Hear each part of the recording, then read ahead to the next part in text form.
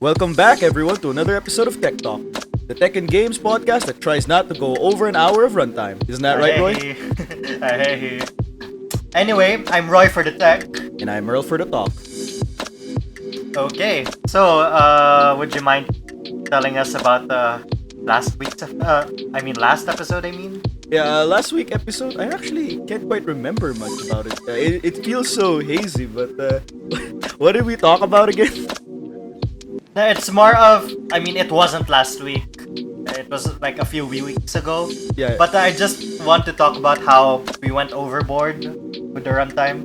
Oh yeah, we did go overboard. Like we were supposed to only be below an hour, but we ended up going way over than that, right? Yeah, you can't really fault us. Yeah, you can't fault us for it. It's just sometimes me and Roy here just get so engrossed about the things we talk about that the runtime just slips our mind. And I can understand that if it's too long, it just ends up being drawn out and kind of boring. So we always try to avoid that, don't we, Roy? Yeah, do you want to get right into it so we won't go over the 1 hour mark again? Alright. That's a good idea, actually. Enough talk.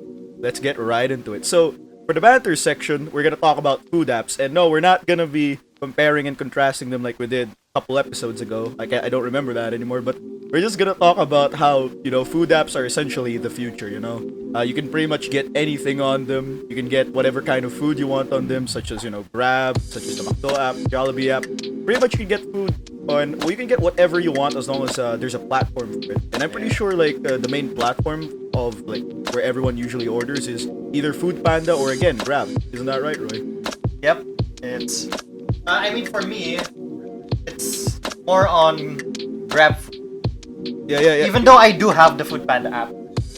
Yeah, I have the Food Panda app, but I mostly use the Grab app. I have no idea why I've never used the Food Panda app, despite it always offering me discounts on what I usually order. To be specific, what I usually order is usually McDonald's or, Kenny Rogers because their chicken is good.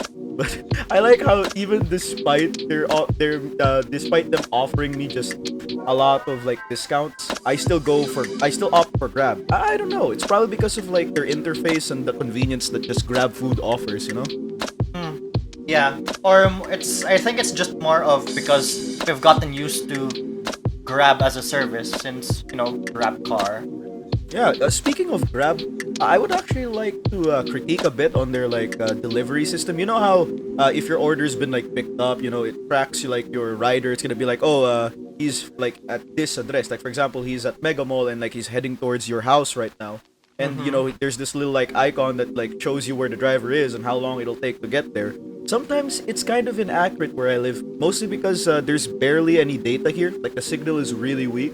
So sometimes the driver, our driver, ends up going way past where we actually do live.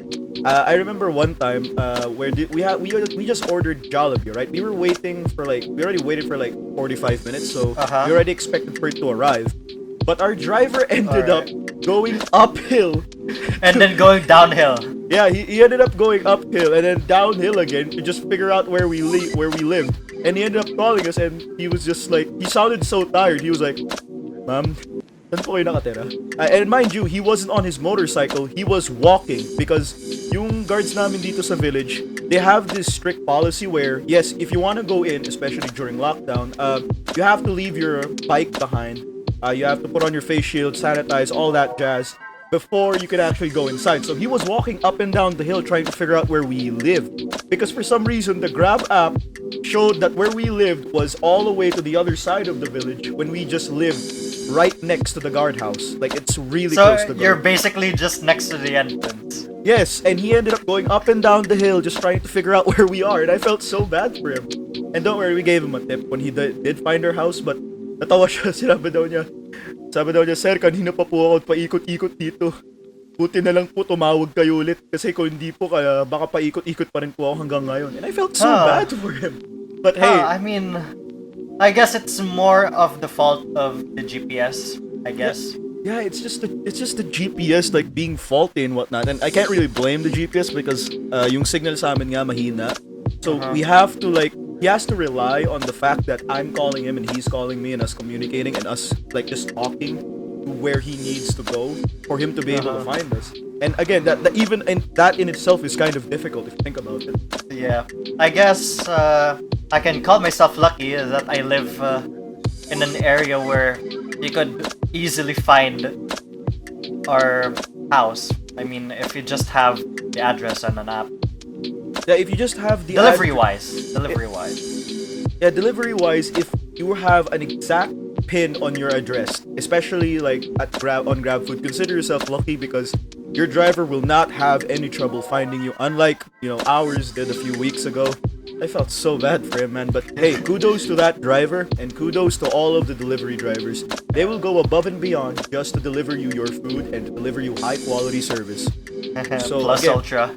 yep, just don't forget to tip your local drivers. Alright, so moving on, let's actually get to the tech section now.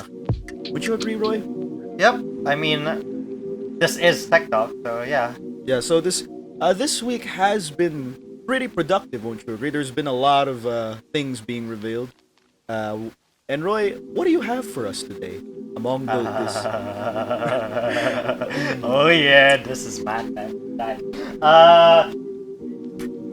We already agreed on this, on what we're going to talk about. But I'll just humor you for a bit. What do you know about the Xiaomi Mi 11 so far?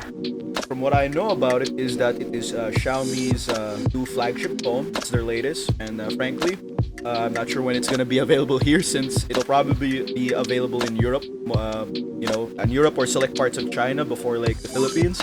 But what I do know about it is that they've improved a lot on like the actual phone itself.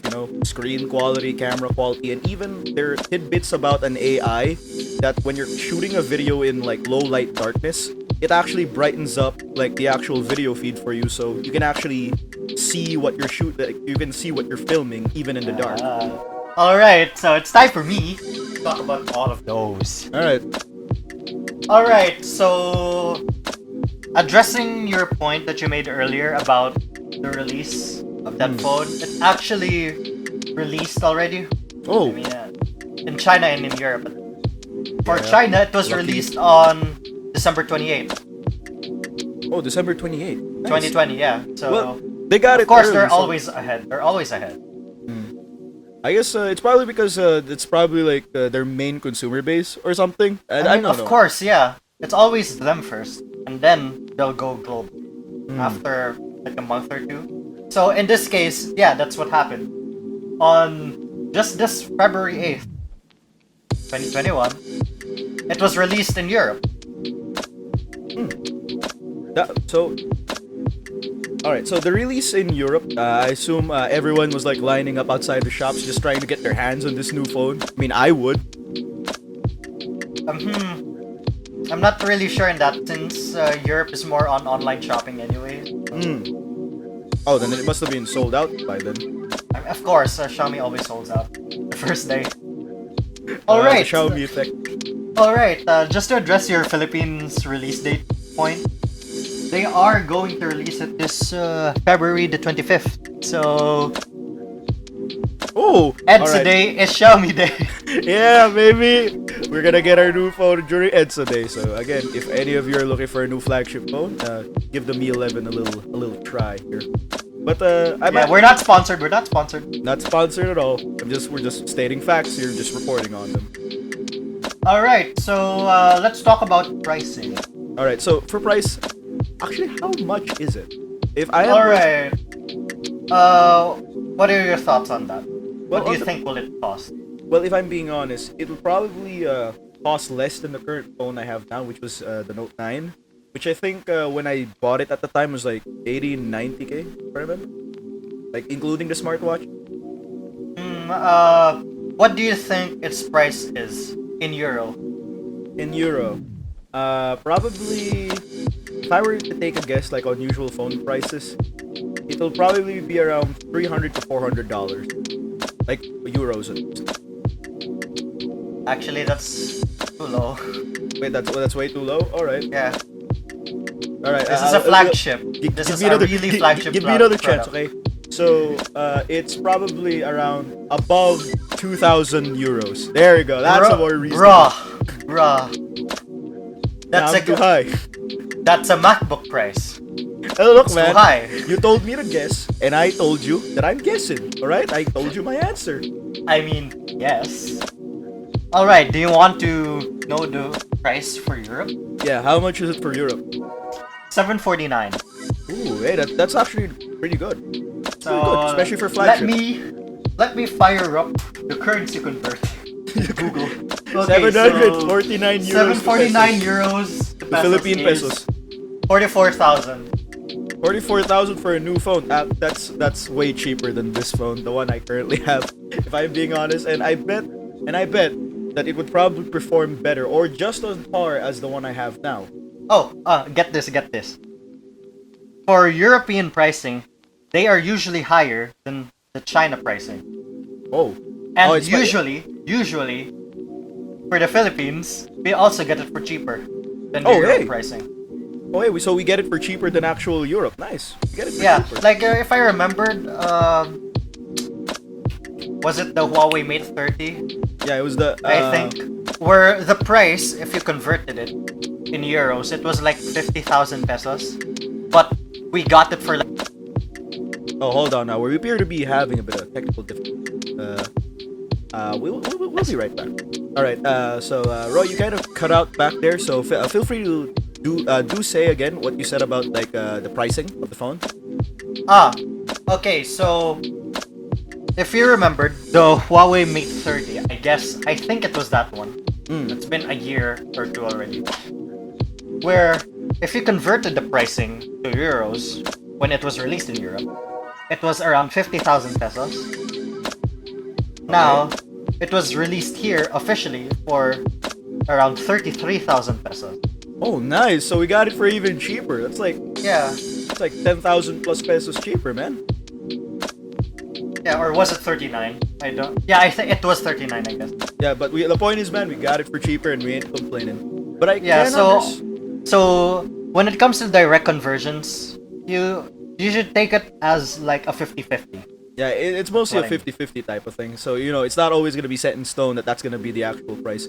I mean, especially since, it's Europe, so there's a lot of things they have to account for, like shipping, the cost for getting the right licenses, and other legal stuff I don't want to get too detailed about. So anyway, tell us what goes on, Roy. Tell me more.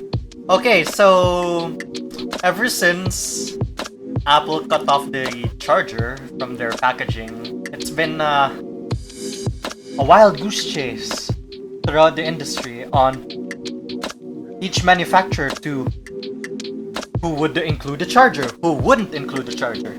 So it was all like a guessing game. So more or less, it's other companies following Apple's business practices of not including the charger, and it was just Yes. barely a Where's Waldo, like, okay, where's the charger? I don't know where it is, but hey, this one has it, but this one doesn't, Yeah, like but instead of Where's Waldo, it's more of Where's Waldo, but it's the companies who will either include the charger or not. And I'm guessing that based from what I read about the Mi 11 is it doesn't come included with the charger. There is a truth to that. Okay, so before that, I'll talk to you about the package content on Alright. on the box for the Mi 11. All right, so you get a crisp, clean phone. You open the box. What are we getting? Okay, aside from the phone, you'd get a USB Type-C cable, of course, Of course. a 55 watt charging adapter. That's the Ooh. charging brick, but that's only for Europe Oh, so far. So far. so you gotta- And yep, it doesn't come with a charger in China. oh, so you gotta buy it. No, actually no. In China, they're actually offering it for free if you don't have a charger. Oh, wow. All right. Yeah, I don't know when that will last. They usually just last for like a year or two. Usually a year before they stop offering that altogether. Yep. Okay, aside from that, you get the Type-C to 3.5mm headphone adapter. Ooh, It's a dongle, okay? nice. Yeah, they still include the dongle. Wow. Oh wow. Even All right. Samsung doesn't include it anymore. Okay. The SIM eject tool, of course.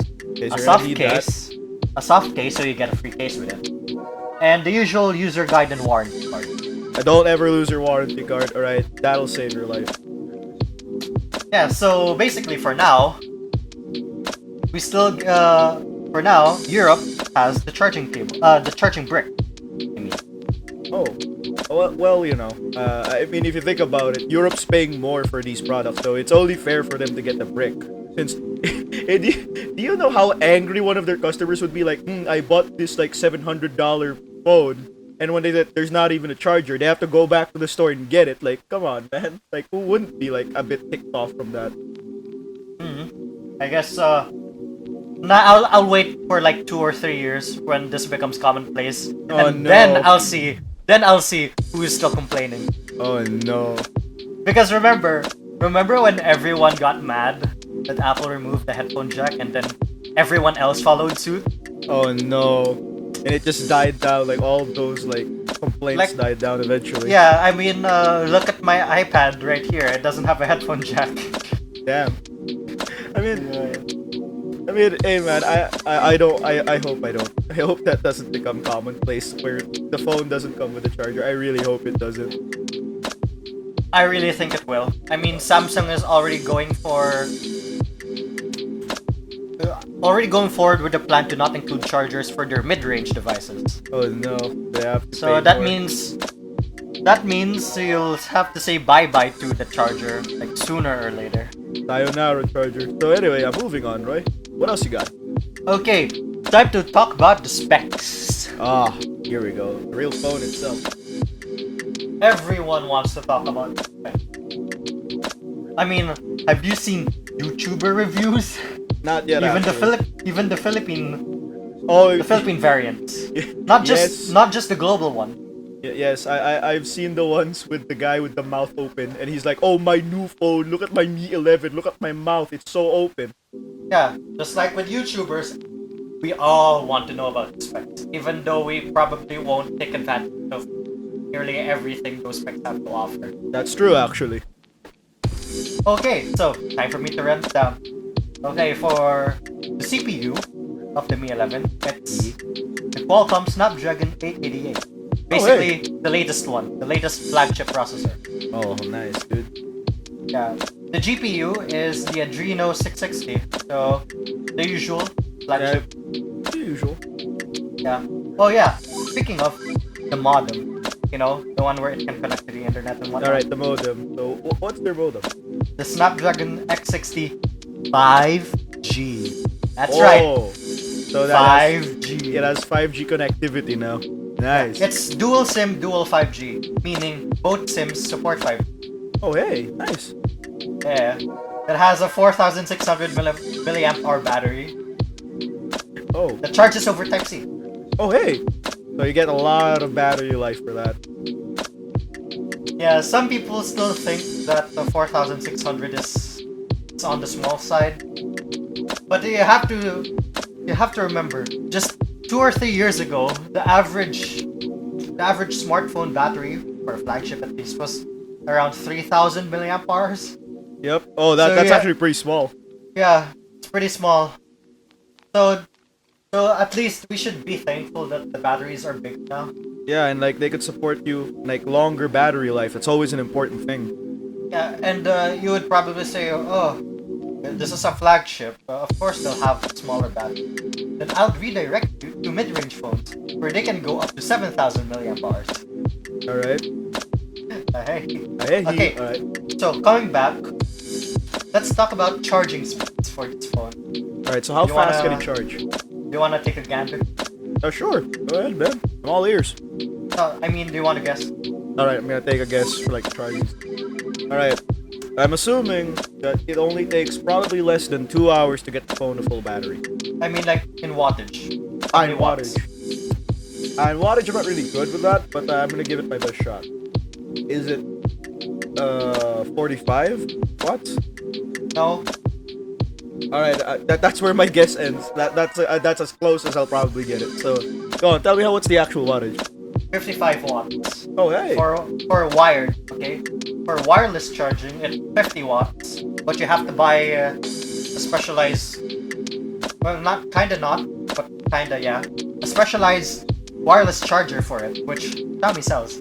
A special charger, but not really a special charger, sold by Xiaomi. That seems so vague, but hey, it makes sense since it's Okay, it uses the Qi wireless charging standard, so every phone that supports wireless charging supports that.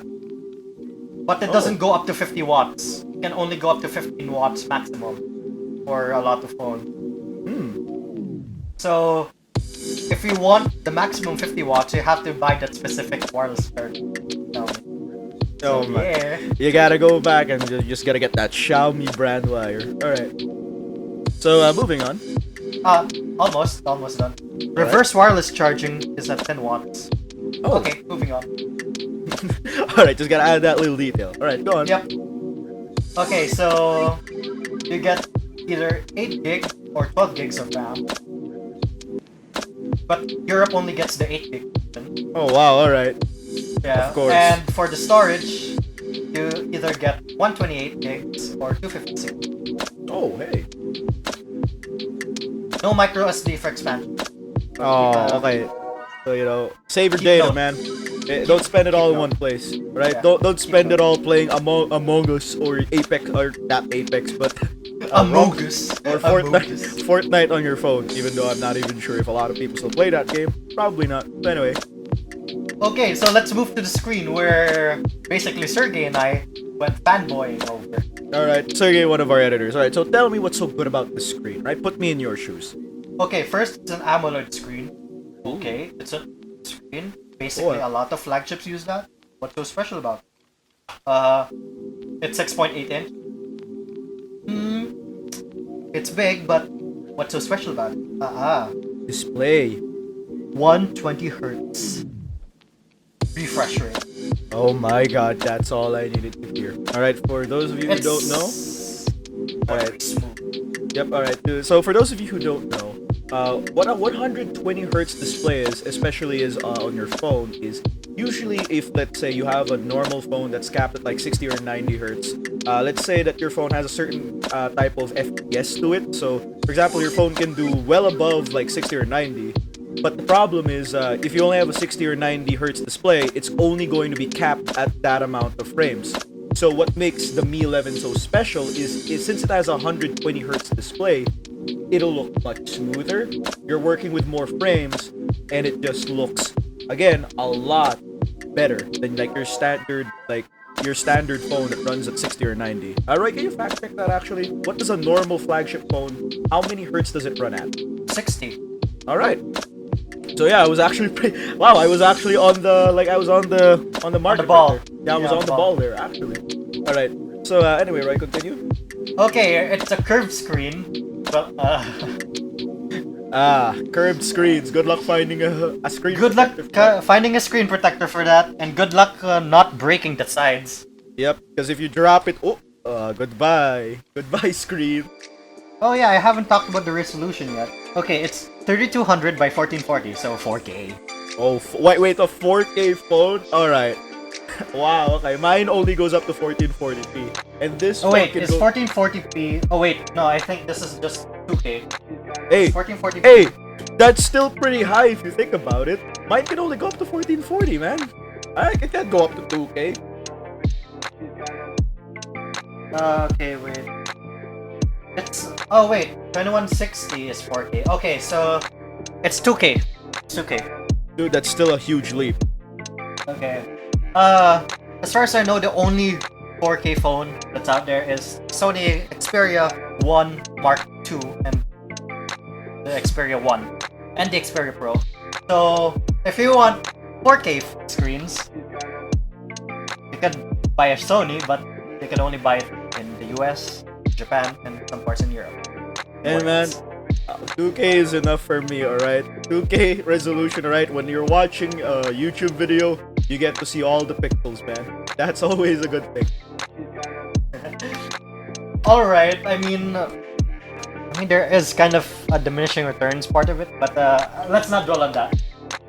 Time to move on to the specs. Okay, so it has an in-display fingerprint scanner, of course. Wonderful.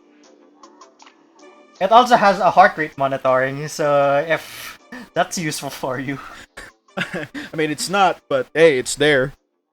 Yeah. It also supports face unlock. Of course it does. What a lot of phones do that nowadays. Oh, okay. Now let's talk about camera. Oh, the cameras. Have you seen the camera module of that phone? Really Sadly, I don't know much about it. Although, like, go on. Do tell, do tell. It's an island type. It's an What island type of. What does that mean? It means. Have you seen the iPhone 11 and 12's camera? Ah, yeah, bump? the iPhone 11. It's where kind it of has, similar to that. 3? Yeah, it's kind of similar to that. Oh, all right. So it has 3 camera lenses sticking out the back. Oh, nice. Yeah. Okay, so for the back, you have the 108 megapixel wide angle. So that's the main camera. Okay. Yeah, and wait, 100. Wait. Just a moment. Let's just get the calculator up and just. Okay, so 27. So that's 27 megapixels because this is pixel binning we're talking about. Mm, You don't use the entire 108 megapixels. that's true. Yeah. So it'll take like 108 megapixel shot and then compress it to 27 megapixels. That means like. Well, so that means you just take a wide angle shot and it just basically battens it down to make it look really clearer. Am I right, Roy? Yeah. Because if you take a shot of a 108 megapixel photo, it would just look blurry and kind of off. That's true. That's why pixel binning is there. So To make your shots clearer. yeah, those megapixels, compress them, and the result is a smaller but clearer and better shot. Hey, whatever makes you take your food in 2K type clear. Doesn't matter, man, as long as it's clear. Yeah. All right, time to go to the other for the back cameras. All right. There's so a for the back 13 cameras, what we got? megapixel. There's a 30 megapixel ultra wide. So a wide angle lens, ultra wide angle lens. So for those selfies, no, not selfies. For the group photos with the boys. Yeah, for the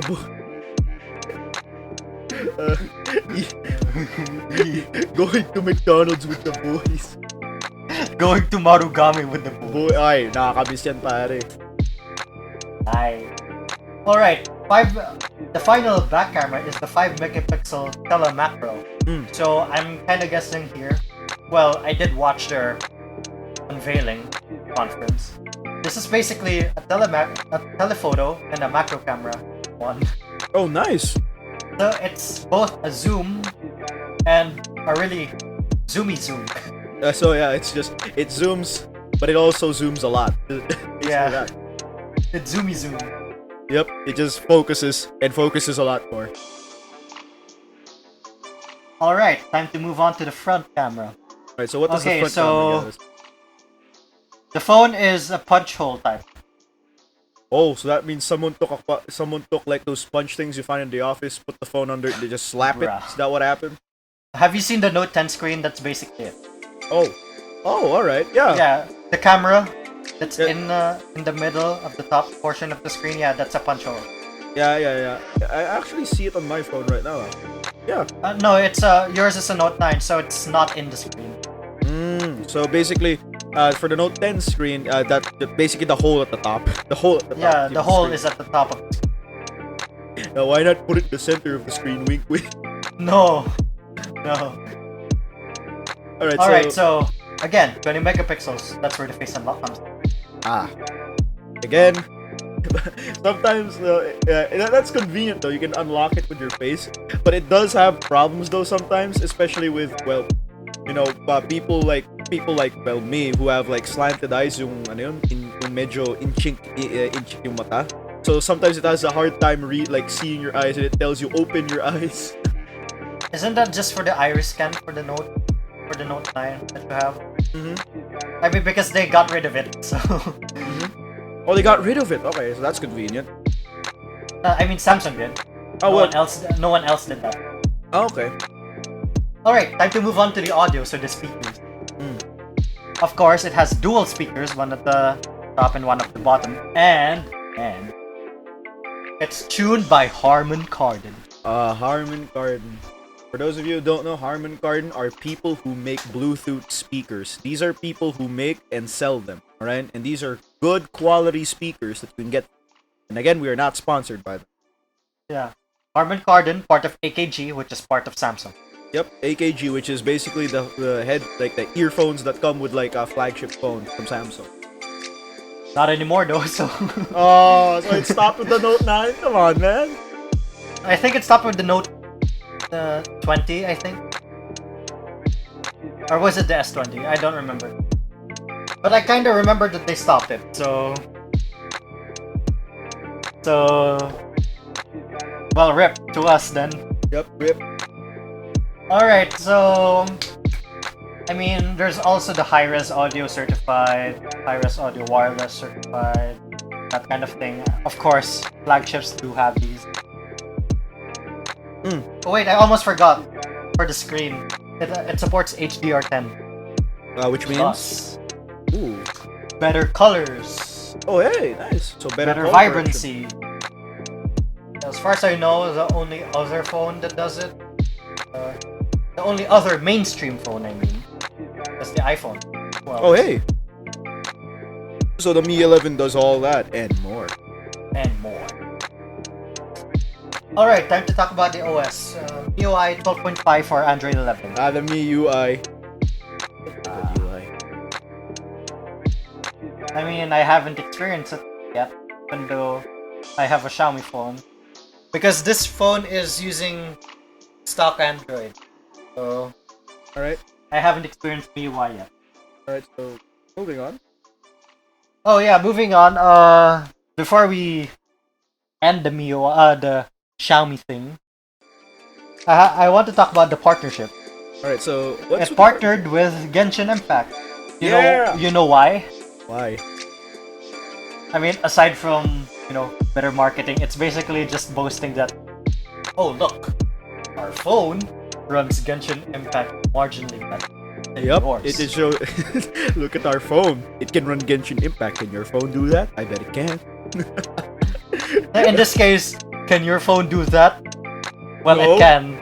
It can, but can it do it 15% better? True. I can just imagine them. It sounds like a person with an air fryer. Like, oh, we made these fried donuts without actually frying them. Can your fryer do that? Yeah. It would be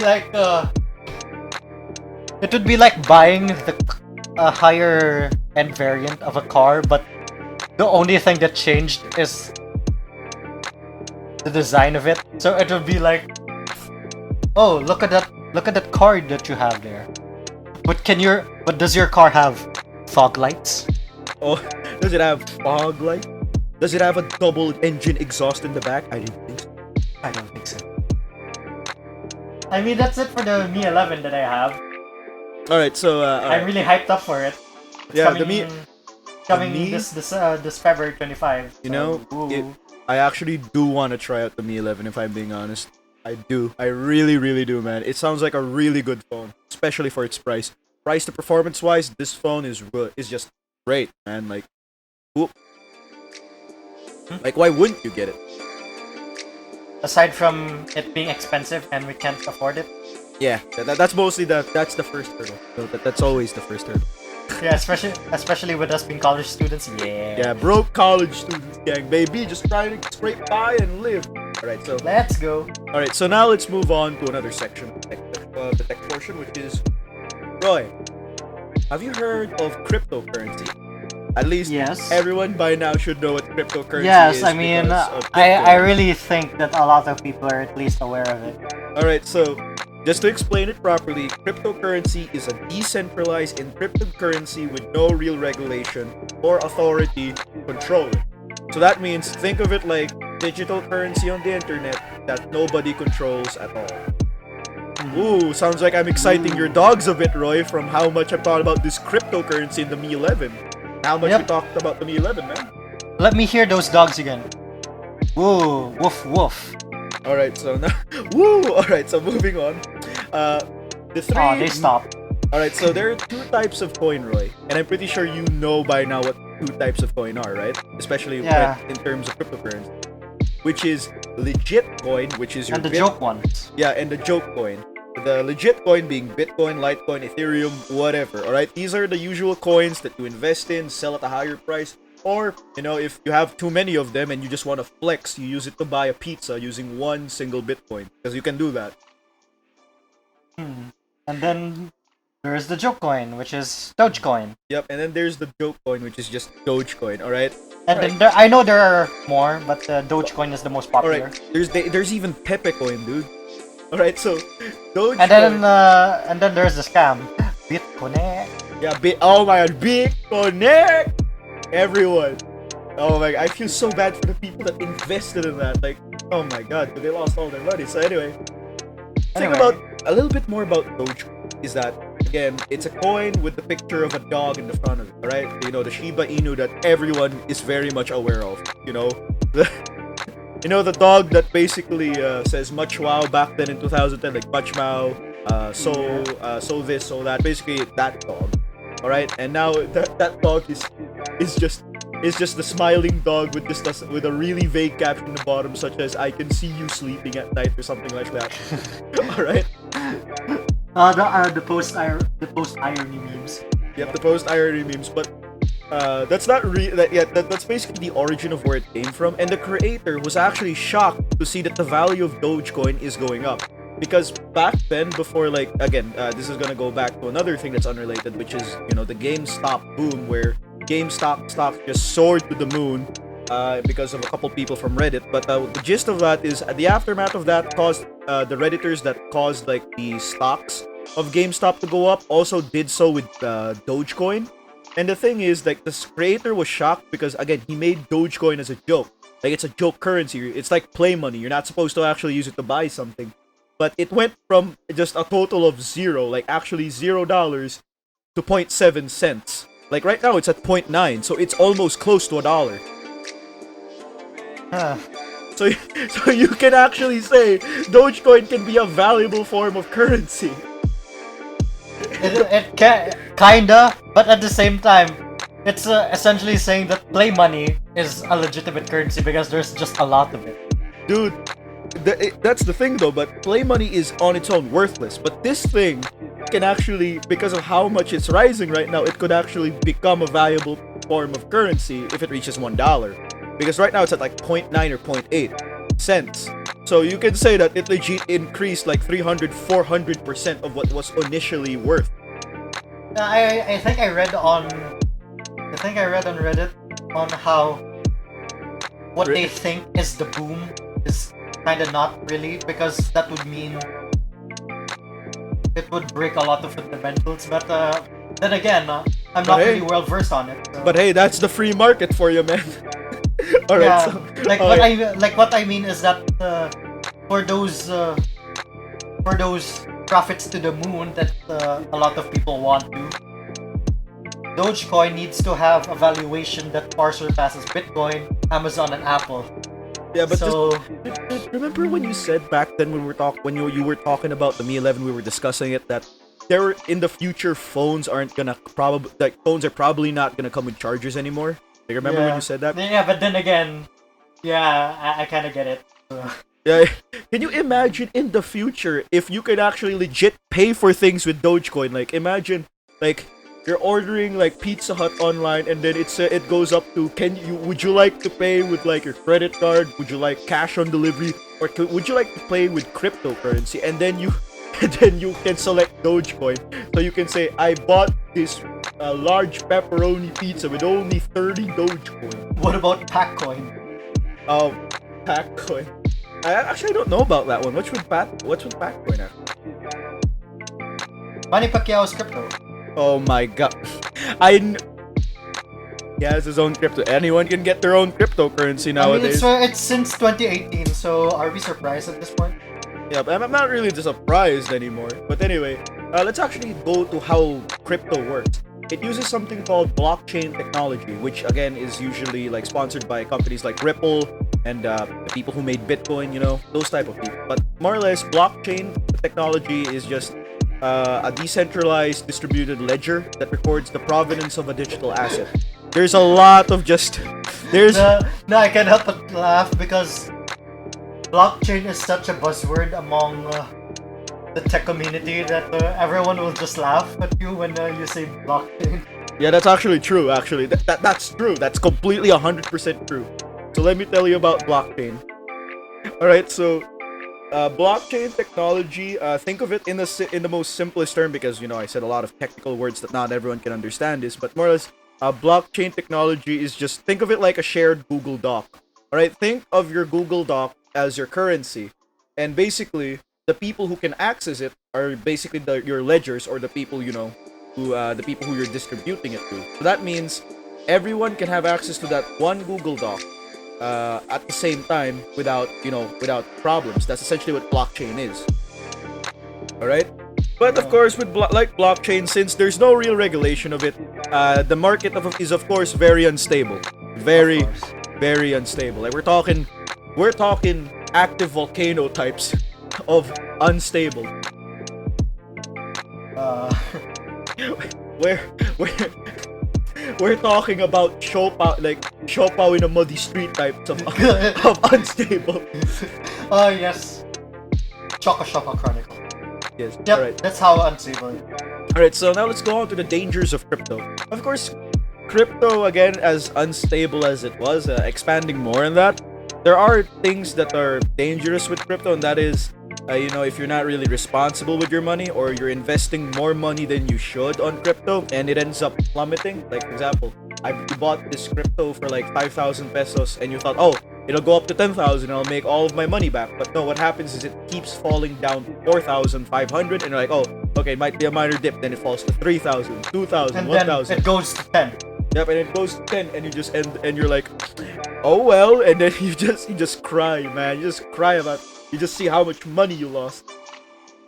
Yeah, that's basically the main danger of crypto, is that the market is unstable for it. So yeah, like there are chances though that you can spend like 3 cents on a type of cryptocurrency like Bitcoin. And I can tell you this, there have been a lot of stories of people who invested in Bitcoin back in 2012 or 2010 when it was still cheap and ended up as millionaires now, alright?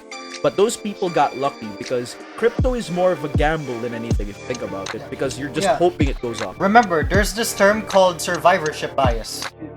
You always have to remember that term. Yeah, basically, you only hear the success stories. Yep. What about the failures? Mm-hmm. Do you hear them? Oh, No. trust me with the failures. I have a lot of stories to tell you, but I'm only gonna probably tell you 2 or 3 stories, mostly from 4chan's business board and Reddit's Wall Street Bets. Yeah, remember that I've seen this Wall Street Journal article where there's this guy at the peak of the GameStop craze, took out a loan and as well as invested all his money into GameStop, and then he lost 75% of all of it. Yep, that's basically, it's not just with stocks, dude, it's also with crypto. That happens more often with crypto, alright? Be careful with this. So if you think investing is hard, wait till you see crypto. And also another thing with crypto that people don't know about is it's encrypted. So that means even if someone were to scam you, take hold of your account and take all of your Bitcoin or whatever type of cryptocurrency you have, you're not getting that back because it's encrypted. That means it's untraceable. It's virtually untraceable. And that's the advantage of the old type of money, or the current money that we're using, because even if you do end up losing it, all of those monies, all of those monies, oh, sorry, my grammar, all of that money has serial numbers attached to them. And that means even if you do end up losing them, you report it to the police or you report it to your local bank, they can still get it back for you. And that's a good thing about it. Trace the transaction. Exactly. But with Bitcoin, you can't do that, all right? Once you spend it, it's gone. It's literally just gone. You can't get it back. And also, I would like to add about the thing about crypto is, since it's encrypted, you have to be more secure with like your wallets and stuff, and you can't really, because there's no bank you can deposit this in aside from the account that hosts the coin itself, like the actual website itself. Yeah, I remember this HTC phone. Right? This HTC phone has a built-in crypto wallet. Oh no! All right, what happened? I mean, it's HTC. They're not really successful. I don't know what happened. All right, so moving on. The one, I guess that's it for the dangers of crypto. Aside from it's unstable, it's not really. Oh yeah. There's one more here. It says here that, well, what I wrote down. It says that crypto isn't a viable form of currency. It's non-viable, sadly. As much as people want to say it's the future, it's not really viable. Because think of it this way: it's not viable for the reason that, one, you can't trace it. Two, yes, it's convenient, but the market for it is so unstable. And three is that the exchange rate is all over the place, so there's no centralized, or there's no central average that people can work off of. Like most currencies around the world. So basically, it'll just be volatile. Yup, it's so volatile, dude. You'll be rich today. You'll be poor tomorrow. It's like mixing Coke and Mentos type volatile, alright? That's how volatile it is. Alright, so what about the advantage of crypto? Well, of course there are advantages to using crypto. Like, for one, again, talking about the volatility, since it's so inconsistent, one day you might just find yourself like, just like that one guy on, if I remember 4chan, the one person on the biz board that made it, who said, I invested like $50 of like my salary, which is like an hour of overtime, to like Bitcoin. And what happened was he ended up making $2 million overnight. That's to give you a question of how volatile it is. Yeah, and he can just simply, it can all just disappear. And I can tell you this much, like, it's funny because the way the guy describes it is that when he saw that he was an overnight millionaire, he legit cried. Like, he legit just went blue berserk. Blue screen. Like, he blue screen. No, first he went blue screen, then he went berserk. Like, he threw his lawnmower out the window. He was like, wait, that means the lawnmower was inside the house. Yes. Not at the garage. What? Yes, he threw it out the window. Look, man, that's what it says on the actual story, alright? But when he made it, he actually used it to make his life better and improve the life of his family, man. It's such a good story. Mm-hmm. But again, that's just a Cinderella story, much like with a lot of crypto. That's a Cinderella story, man. Alright. So moving on to another advantage of crypto is it's encrypted. So that means that whatever Bitcoin that you use to spend on things, that can't be traced back to you. So if you want to make a purchase but you're afraid that, big corporation type A is going to steal your data, they can't really do that. And another thing about the advantages of crypto, which I'm pretty sure me and Roy have heard 1,000 times from that seminar we once took back in, senior high school, is that it cuts out the middleman and allows you to go directly to the buyer. Oh yes, I still remember that. So anyway, that's about it for what crypto is, but I'm gonna fill out the rest of this section just so we can just fill out a bit more of the time, maybe a couple minutes, is stories. We are 48 minutes in. Okay, so alright, let's make it quick, alright? So let's talk about the stories of people who work with crypto. Roy, you wanna hear this? Okay, make it quick. Alright, so the first one We're on the clock. Alright, like the guy who threw his lawnmower out, there was a guy who invested in Dogecoin, and when he saw that he made 70 cents back, he used it to buy pizza and then immediately throw it out the window, as much as like the first guy. Okay. Alright, and then there was this What is guy. this abrupt chaos of stories? What the hell? Well, look, man, when you alright, think of it this way. Kapag nanalo ka ng loto, pare, alright, and you earned a lot of money, wouldn't you go berserk a little bit? Like, wouldn't you be so excited about it? Wouldn't you use it to buy the Mi 11 early? Oh, vibrating in your seats now. Ooh. Alright, so yeah, okay. So the last one, because this is legit the top of the list that I have, was the guy who spent 1,000 Bitcoin on buying a pizza. Alright? And it was back then when Bitcoin was essentially just a couple cents. But basically he made a video about it on YouTube. I'm not sure if it's still up. That said, you can use Bitcoin to like buy pizza. Like you can use it to buy whatever you want on the internet. And he proved it by purchasing 1,000 Bitcoin and spending it on pizza. Alright? And it did arrive at his house. But what little did he know, like a year later, it went up in price. Like 1 million Bitcoin, not 1 million Bitcoin, the 1,000 Bitcoin. The 1,000 Bitcoin he has could have amounted to $70 million if he had just saved it. Alright? And right now he's probably crying. Alright? Buyer's regret? Maybe, maybe not. Alright, so that does it for the tech section. I had to speed run my stories. Alright, so now let's pass it off to AJ for the game section. AJ, please take it away. Take it away, AJ. Thanks guys for that introduction. So for today we'll be having Little Nightmares since Little Nightmares 2 has been released.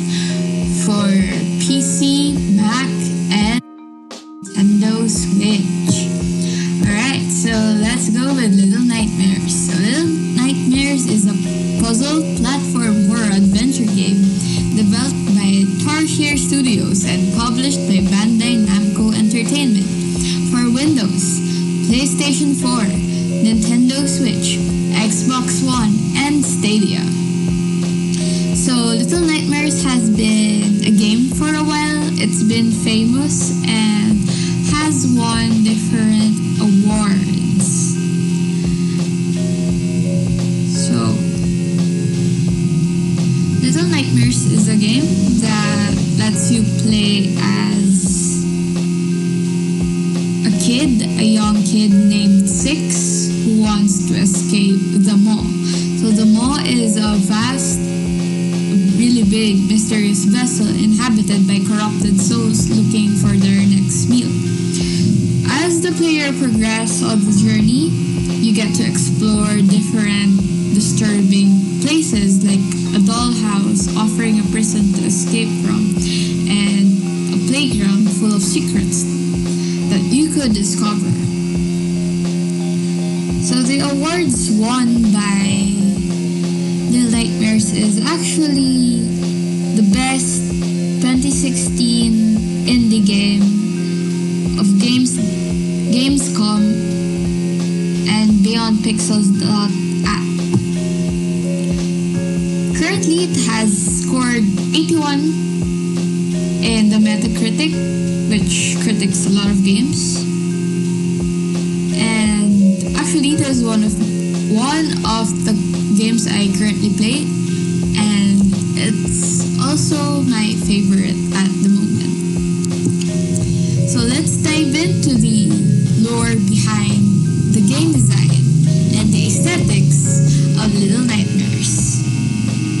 So, as I was saying a while ago, the story of Little Nightmares starts with a 9-year-old girl named Six.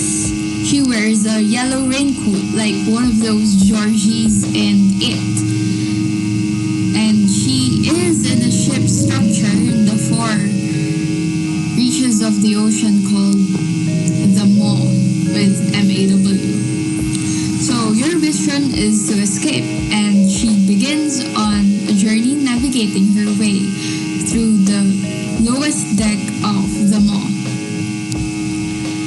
Then, while you're journeying across the ship or the Maw, you get to meet these little creatures called gnomes without the G.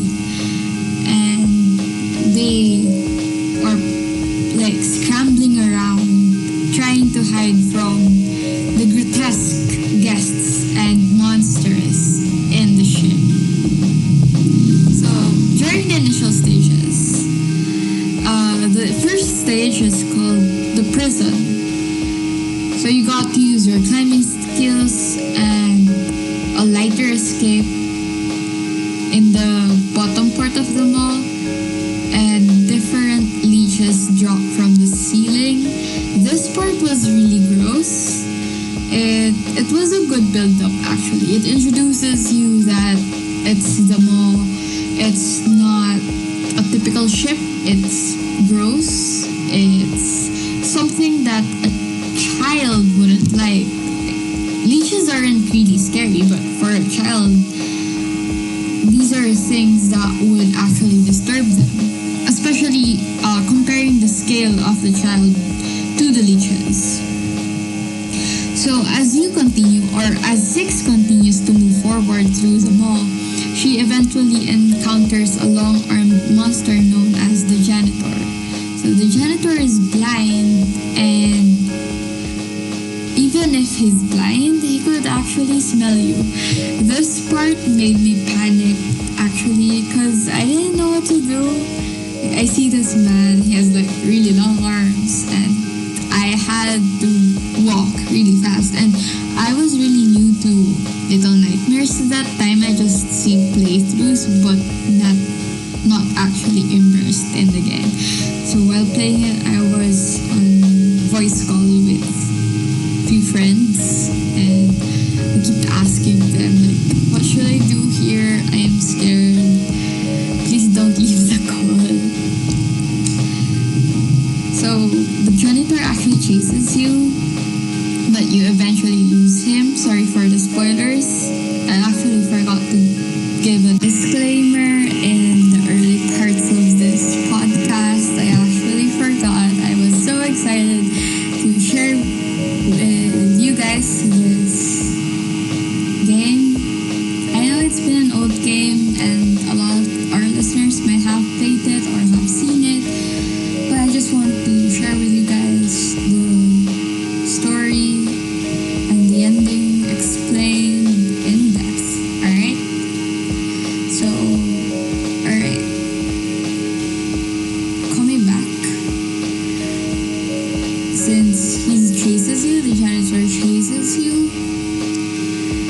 but you get to lose him when you go to another room and you get to encounter this eye security system.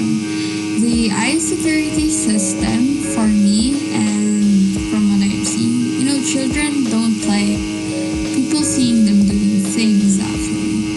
In Filipino, we call it naiilang, especially when their parents are around or some relatives are around, or as long as like people who aren't comfortable with those people staring at them. So because of this, Six learns to use shadows to get past the watchful eye, and soon discovers there are other children aboard the mall that are being kept in cages.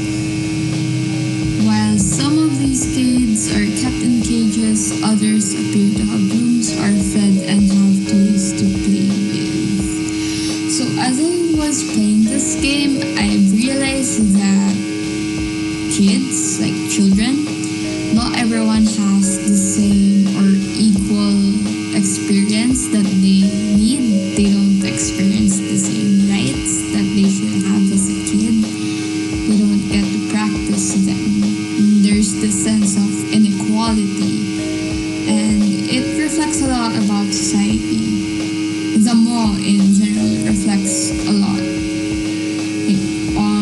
It's really hard for a child to see, especially when he's unprivileged, to see other children playing while he needs to work or do something else. Like for me as a child, I knew I was privileged, but I couldn't go outside like my friends. I needed to study every night, and I needed to get high grades. I envied some of my friends in elementary, especially as a kid. Like I see them watch TV regularly, and I don't. Like I am only allowed to watch TV if I had all my homeworks done, when I have reviewed everything. And during my elementary days, it was really rough because there were times that I had homework, then I had quiz the next day, then I have another project due the next day, so I had to cram it up in a day, so I didn't have time to actually enjoy myself.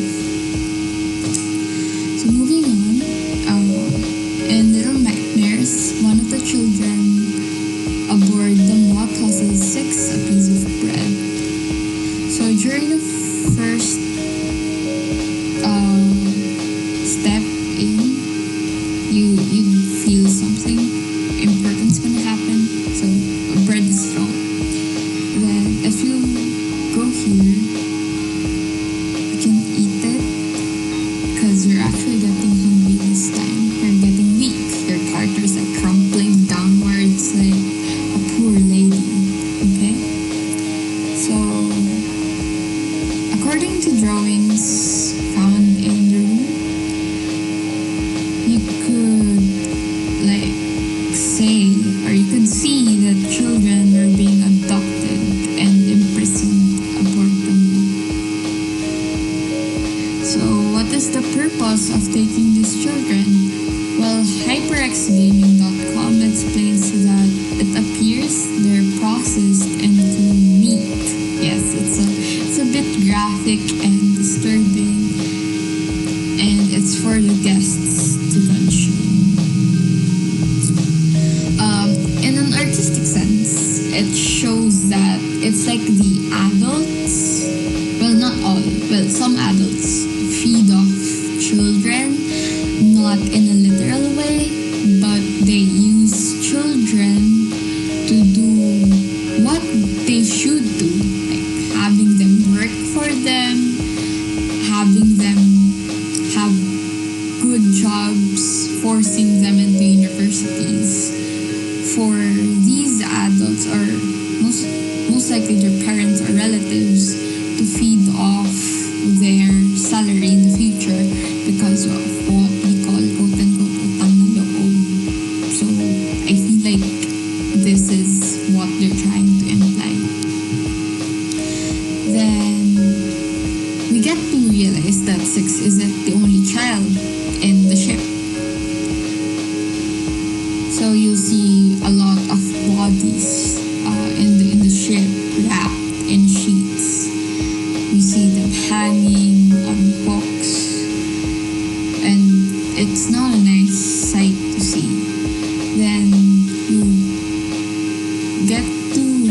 get captured eventually, like as you progress by the janitor. I panicked this stage because it was really unexpected. You couldn't control anything. It didn't look like a cutscene. It looked like it was the game, and it's so good that it reached like the message. I reached the message that the game is trying to imply that you can't do anything, and I actually panicked because I wasn't able to control my character, even if I felt like it was part of the game. But then, once you were locked up, another game scene is revealed. You get to escape the cage you were in, and we could like run away from the janitor until you reach this big room with a metal door propped by a crate. So we get to put the janitor in the cage after the chase down and stuff. So because the door is opened by a crate, Six begins to pull the crate apart as the janitor's arms move through the door trying to grab her. Once the crate is pulled apart, the metal door slams shut and severs both arms of the janitor. So he cut his arms off. Yes, it's really disturbing at the same time. It's really immersive. It makes you feel that you've achieved something. Because the janitor a while ago made you feel helpless, couldn't do anything. But now, you feel so accomplished punishing this janitor who made you feel helpless in the earlier parts of the game. Then so, you could move along and you get to discover wrapped meat. And as I've said a while ago, kids were being served as food. So this wrapped meat is most likely children for people to consume and are actually currently residing in the kitchen. So from here you get to meet the twin chefs. The twin chefs will try to capture Six and try to cook her and also serve her as food in the ship. However, Six gets to avoid the twin chefs and make her way to the upper deck, where she sees guests boarding the ship one by one. So, twin chefs, why two people? Obviously, some parents. Well, that's reality. Some parents don't treat kids well, their own kids well, or even other kids. And this is grotesquely a word. Okay, but that's how they portrayed this scene. You see two chefs cooking meat that you know that are kids or children from the ship. And they're responsible for cooking food. So, like in a society, parents are responsible in forming their children, right? To be consumed by society in order to be used in a systematic type of society. I said society like this. Anyways, these guests visit the mall to partake in an endless buffet that's served by a mysterious woman known as the lady who resembles a geisha. Continuing her quest to escape the mall, Six has to dash through the dining hall full of ravenous guests, all of whom try to catch Six in order to consume her. this happens in society a lot. This happens in status quo. Teenagers, kids, free spirits who run free. They're the ones who are most of the time chased down, especially for not being like the others, for choosing their own path, for reaching for their dreams. And I feel like this is one of the best depictions, like the best simile for it, because you wouldn't. I don't think people have thought, or not. I don't think most people have thought that this game, it's deeper than it is. Like, yes, you're living a child's nightmare, but who isn't like not afraid? You see people trying to stop your dreams from happening. Like, you're just a kid and people impose to you a lot of things. People expect you to do a lot of things. To be a fast learner, to be a better person, for you not to be a social casualty. And for a kid, that's really pressuring. You see all these old people around you wanting to consume you because they see you as an investment plan, right? And for those who are listening to this, who have experienced this, I hope you'll be okay soon. Always remember that we're here, the guidance is here, I'm here, and you always have someone to talk to about these things. Going back, so as you run through the dining hall, past all the hungry guests, you will find yourself in the quarters of the lady. But you suffer from another attack of hunger. You get hungry again. And you get offered a sausage from a gnome who watched her attempt at escape. But Six rejects the sausage and instead decides to eat the gnome. I got spoiled. Honestly, I haven't played this part. I didn't want to finish the game. It's a really good game. And it's scary too. I was too scared to actually continue, so. Alright, so Six rejects the sausage and instead decides to eat the gnome. And in my opinion, in my own analysis, kids or children, teenagers who suffer from trauma, when offered help to them, like, not all, I'm not saying all people are like this. Sometimes the practice doesn't stop, the violence doesn't stop.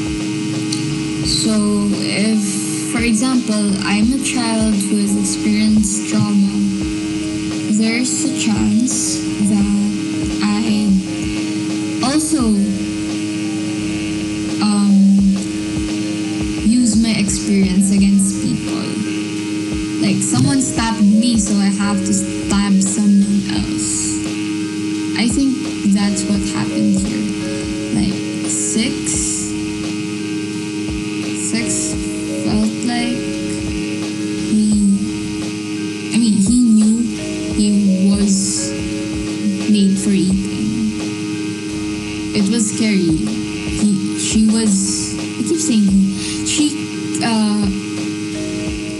She keeps seeing all these things and she got no one to talk to. Eventually she didn't know what's right and wrong due to these events. So as you walk past that place, you get to see the mysterious lady, the one who looks like a geisha.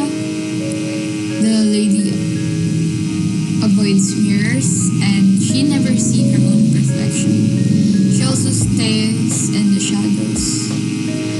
So 6 tries to plan to defeat this lady. So she sees a small mirror and she does her best to keep in the light. So of course, if your villain likes the shadows, you would stay in the light because that's her weakness or that's what she doesn't like. Then eventually, you should have used your mirror by force towards the lady for her to be able to see her reflection, which causes the lady to become weakened.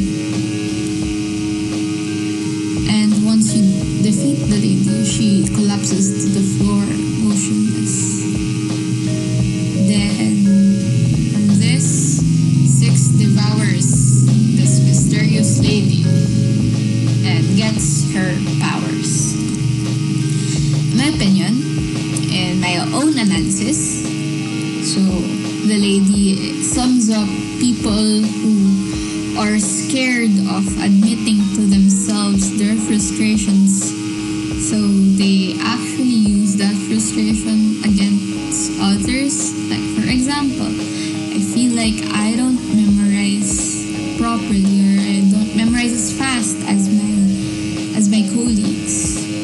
So once I get to have a child, I will force him or her or them to be good at memorizing because I didn't have that in me. And 6 uses the mirror to force the lady to view her reflection, which means we need to speak up, not because we want to be rude or we are quote-unquote palasagot. But sometimes, or it's never right for someone, even though they're your parents or they're an old one or an old relative, to impose to you their frustrations on themselves, and they need to realize that, or you need to help them realize that. You don't need to shout. Like this, she didn't use violence to let the lady see the reflection. Sometimes you just have to talk. Other people don't know they're doing it wrong without you actually telling them you're doing it wrong. Then we see that the lady collapses on the floor as 6 defeats her. From this, 6 becomes someone who did something for herself. She overcomes these types of people. So she divorced the lady and takes on the lady's powers. So to divorce someone doesn't mean we need to eat them in real life. To divorce someone is to actually accept it. Like, accept this happened. Accept that there was a person who was mean to you. And from there, you will grow. And you'll see what's good, what's bad. And you become a better person. So, 6 takes on the lady's powers. I feel like, just because a person is toxic to you doesn't mean you don't have anything to learn from them. Sometimes we have parents, friends, colleagues, relatives who are pretty toxic towards us. But we also get to take in ourselves the good stuff that they teach. For example, my dad. My dad has been really toxic towards me and my mother. But he also has taught me some things that I believe that it's not wrong. For example, is you need to face the consequences of your actions.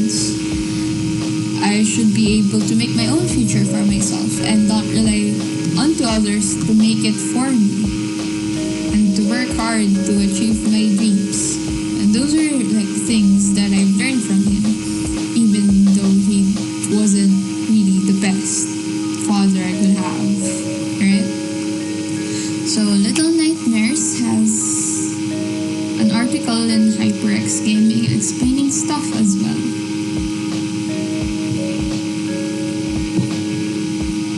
This is where I've read the story and the ending explained, but I have my own explanation for it.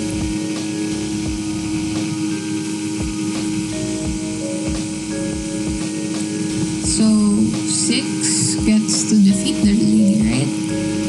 And she also goes to the guests, and 6 gets their souls. So 6 gets to have more power. And this catches the attention of the gnomes who somberly watch 6 leave. So as I've said a while ago, people are gonna try to bring you down. People are gonna push onto you their frustrations. People are gonna pressure you. And all you have to do is stand up for yourself. And from there, you are gonna grow and be more powerful. Slay every day, all day, guys.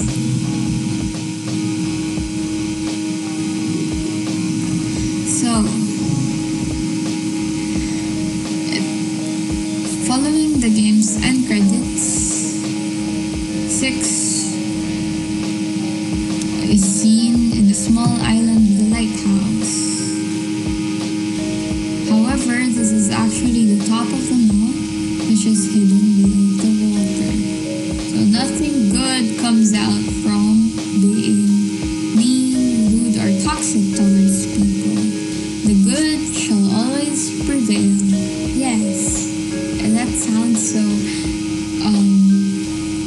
like common. It's a common thing to say. But it's something that everyone should remember, to treat everyone with kindness, because you don't always know what they're going through. And at least being kind could make their day a little better.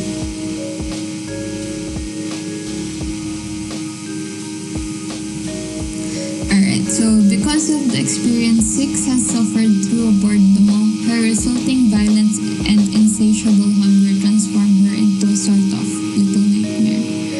Some have posited the theory that 6 might even be the daughter of the lady, which we've delved into if you're curious. Okay, I'm just reading this from HyperX Gaming's article. So yeah, there are speculations that 6 might have been the lady's daughter, but I kinda doubt it. But from the stuff here that says that 6 becomes a sort of little nightmare, yes, it's like PTSD.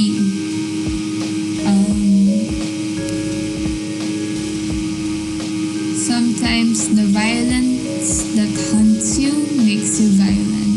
And if you're experiencing this, because I have, as a kid, I have experienced this as well. I really like Little Nightmares a lot. It's something you should talk about. No matter who it is, you need to talk about it. Let your emotions flow. Let the anger flow until you could let it go freely.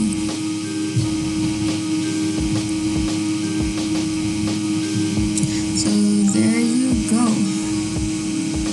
I won't be explaining the theory, but maybe in the future we could talk about it if we get to have if I get to have Little Nightmares too, so I could review it for you guys and talk about it. So that's it for today's episode. Thank you, and I hope that you all guys stay frosty. Stay safe, gamers. Always remember to drink water and to be kind. Yes, it's AJ. I'm signing. Thank you. And that does it for our 11th episode of Tech Talk. As always, we hope you all enjoyed it. We'd also like to thank Jared Hortaleza for giving the background music. We hope to see you guys in the next episode. This has been Tech Talk. That's all we wrote. We'll see you next time. We'll see you next time. And please, I hope that this episode is at least under the 1 hour mark. Yeah, I really hope it is, man. I really hope it is. Yeah, I really All hope it right. is. All right, we'll see you soon. See you guys soon.